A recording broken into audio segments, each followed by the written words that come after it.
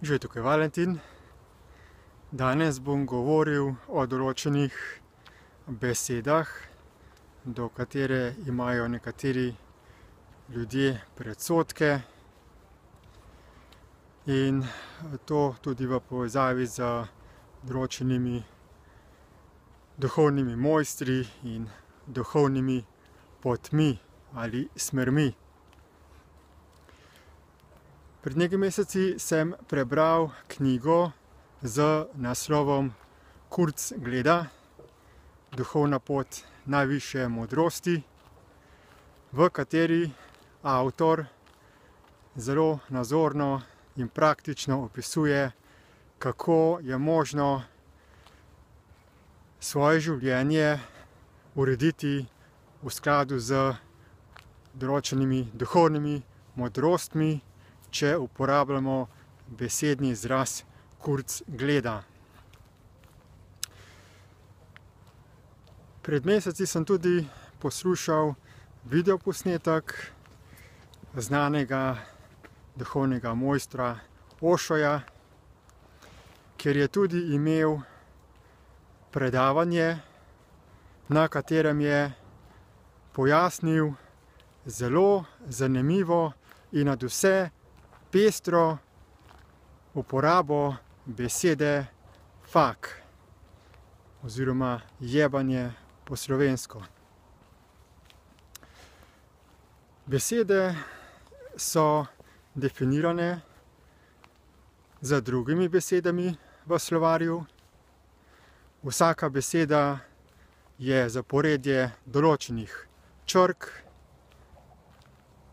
iz abecede in imajo določeno zvočno vibracijo. In to je vse. Beseda ni nič drugega kot nek simbol, ki je sam po sebi nevtralen. Ljudje smo pa tisti, ki potem ta simbol definiramo z določenimi drugimi besedami, ampak to še niti ni problem.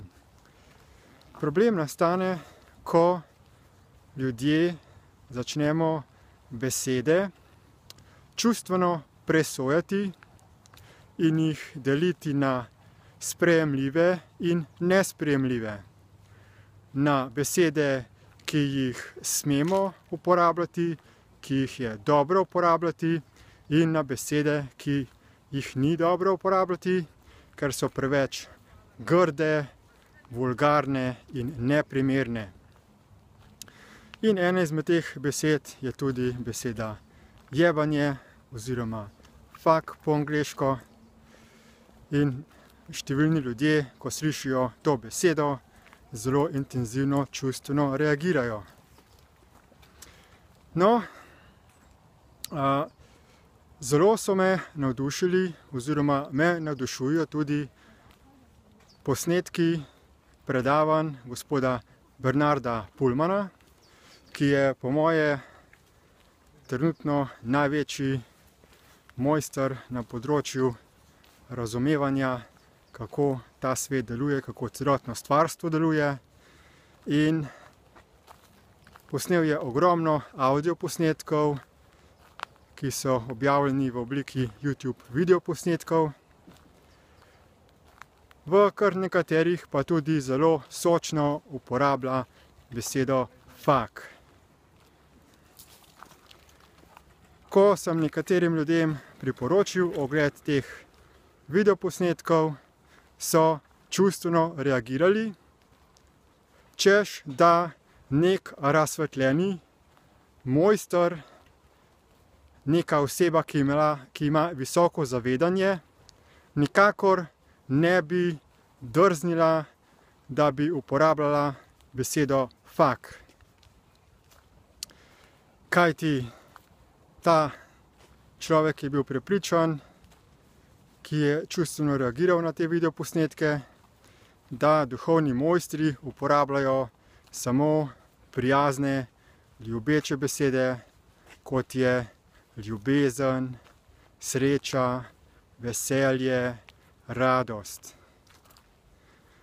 No, v resnici je pa tako, da ravno duhovni mojstri, angeli in ostali predstavniki duhovne hierarhije so namenoma hipnotizirali ljudi z uporabo teh besed, ker je bil naš sprogramiran, da proizvede določeno vrsto energij, če sliši določeno besedo.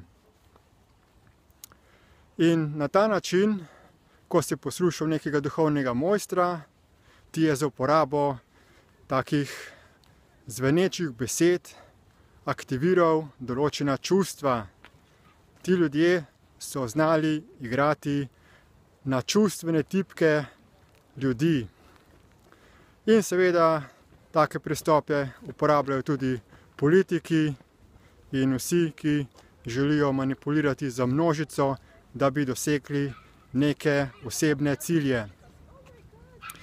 Zato je ključno, da se ljudje osvobajamo od avtomatičnega, podzavestnega, čustvenega reagiranja, ko slišimo katerokoli besedo. Pomembno je, da se naučimo postati notranje čustveno stabilni in da besedo prepoznamo v skladu z njeno standardno slovarsko definicijo, ter da nimamo k tej besedi pripete nobene lastne čustvene definicije. Vabim vas, da si v opisu tega videoposnetka ogledate povezavo do tečaja Deep Light, ki vas bo naučil, kako se osvobodite teh čustvenih predsodkov do katerihkoli besed. In vabim vas tudi, da si ogledate čim več modrosti gospoda Bernarda Pullmana, ki so na voljo v številnih YouTube videoposnetkih. Hvala lepa za posluh in nasvidenje.